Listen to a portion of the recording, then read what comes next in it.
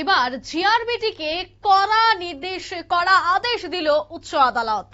জানা গেছে যে জিআরবিটিতে এসসি এসটি কোটায় যারা বিশেষ সক্ষম তাদের কিন্তু এবার নিয়োগপত্র বাতিল করে দিয়েছে উচ্চ আদালত।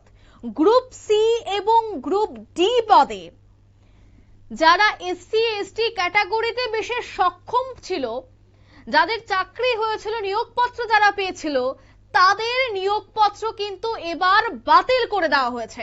4 মাসের মধ্যে নতুন তালিকা প্রকাশের এবার নির্দেশ দিয়ে দেওয়া হলো।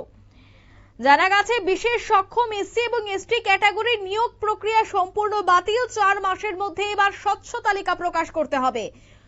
4 জন অভিযোগ করেছিল এবং সেই অভিযোগের ভিত্তিতে আজ উচ্চ আদালত রায় দেয়। উচ্চ আদালতের শুনানির পর আদেশনামা জারি হয় আদালতে।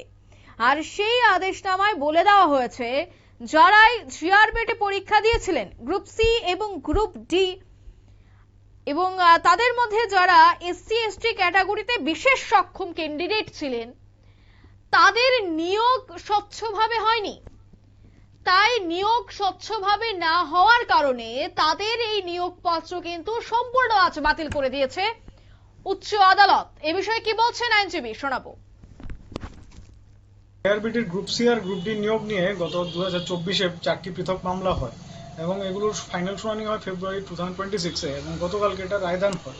তো মূলত সাবজেক্ট ম্যাটার যেটা ছিল, যারা রিট পিটিশন করেছিল ওরা ফিজিক্যালি হ্যান্ডিক্যাপ ক্যাটাগরির ক্যান্ডিডেট ছিল এবং ওরা সিলেকশন প্রসেসে অনেক বেশি নাম্বার পেয়েছিল, কিন্তু ওদেরকে বঞ্চিত করে ওদের থেকে যারা কম নাম্বার পেয়েছে ওদেরকে রিকমেন্ড করা হয়েছিল। তো যাদেরকে রিকমেন্ড করা হয়েছিল ওদেরকে এসটিপিএইচ বা এসসিপিএইচ বলে ওদেরকে সিলেক্ট করা হয়েছিল।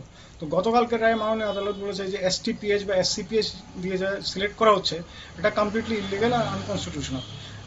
অনারেবল হাইকোর্ট বলেছে on the base of merit, মানে marks secured in the selection process, ওই বেসে রিকমেন্ড করতে হবে, ওই বেসে সিলেক্ট করতে হবে। এবং জিআরবিটিকে বলেছে ফ্রেশ সিলেক্ট লিস্ট তৈরি করার জন্য পুরো প্রক্রিয়া 4 মাসের মধ্যে করতে বলেছে। কার আদালতে উঠেছিল? Honourable justice SD পুরকাস্ত।